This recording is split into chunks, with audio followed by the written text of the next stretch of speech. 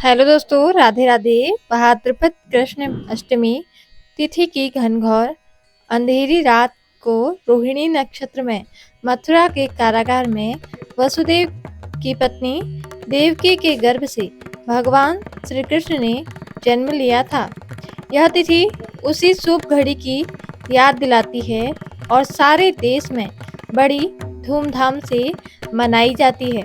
द्वापर युग में भोजवंशी राजा उग्रसेन मथुरा में राज्य करता था। उसके आताताई पुत्र कंस ने उसे गद्दी से उतार दिया और स्वयं मथुरा का राजा बन बैठा। कंस की एक बहन थी देवकी, जिसका विवाह वसुदेव नामक यदुवंशी सरदार से हुआ था। एक समय कंस अपनी बहन देवकी को उसके ससुराल पहुंचाने जा रहा था। रास्ते में आकाशवाणी हुई, हे कंस, जिस देवकी को तू बड़े प्रेम से ले जा रहा है, उसी में तेरा काल बसता है। इसी के गर्भ से उत्पन्न 8वां बालक तेरा वध करेगा। यह सुनकर कंस वसुदेव को मारने के लिए उद्यत हुआ। तब देवकी ने उससे विनय पूर्वक कहा, मेरे गर्भ में जो संतान होगी उसे मैं तुम्हारे सामने ला दूंगी। बहनोई को मारने से क्या लाभ है। कंस ने देवकी की बात मान ली और मथुरा वापस चला गया। उसने वसुदेव और देवकी को कारागृह में डाल दिया। वसुदेव देवकी के एक एक करके 7 बच्चे हुए और 7 का जन्म लेते ही कंस ने उन्हें मार डाला। अब 8वां बच्चा होने वाला था। कारागार में उन पर कड़े पहरे बैठा दिए गए। उसी समय नंद की पत्नी यशोदा को भी बच्चा होने वाला था। उन्होंने वसुदेव देवकी के दुखी जीवन को देख 8वें बच्चे की रक्षा का उपाय रचा। जिस समय वसुदेव देवकी को पुत्र पैदा हुआ, उसी समय संयोग से यशोदा के गर्भ से एक कन्या का जन्म हुआ, जो और कुछ नहीं सिर्फ माया थी।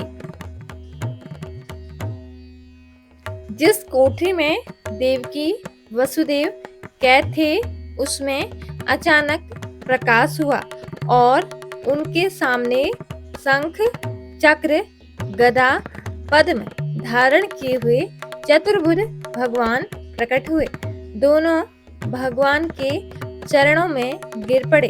तब भगवान ने उनसे कहा, अब मैं पुनः नवजात शिशु का रूप धारण कर लेता हूँ। तुम मुझे इसी समय अपने मित्र नंद जी के घर वृंदावन में भेजाओ और उनके यहाँ जो कन्या जन्मी है उसे लाकर कंस के हवाले कर दो। इस समय वातावरण अनुकूल नहीं है, फिर भी तुम चिंता न करो।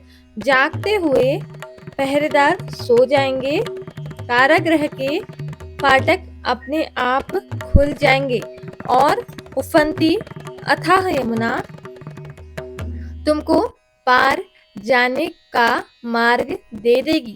उसी समय वसुदेव नवजात शिशु रूप श्री कृष्ण को सूप में उठाकर कारागृह से निकल पड़े और अथाह यमुना को पार कर वह नंद जी के घर पहुँचे। वहाँ उन्होंने नवजात शिशु को यशोदा के साथ सुला दिया और कन्या को लेकर मथुरा आ गए। कारागृह के फाटक पूर्वतः बंद हो गए। अब कंस को सूचना मिली कि वसुदेव देवकी को बच्चा पैदा हुआ है। उसने बंदी गृह में जाकर देवकी के हाथ से नवजात कन्या को छीनकर पृथ्वी पर पटक देना चाहा, परंतु वह कन्या आकाश में उड़ गई और वहां से कहा, अरे मूर्ख, मुझे मारने से क्या होगा? तुझे मारने वाला तो वृंदावन में जा पहुंचा है। वह जल्द ही तुझे तेरे पापों का दंड देगा। यह है कृष्ण जन्म की कथा। तो दोस्तों, आपको यह कथा कैसी लगी कमेंट करके ज़रूर बताएं और हमारे चैनल को सब्सक्राइब जरूर करें। धन्यवाद। जय श्री कृष्णा। जय माता दी।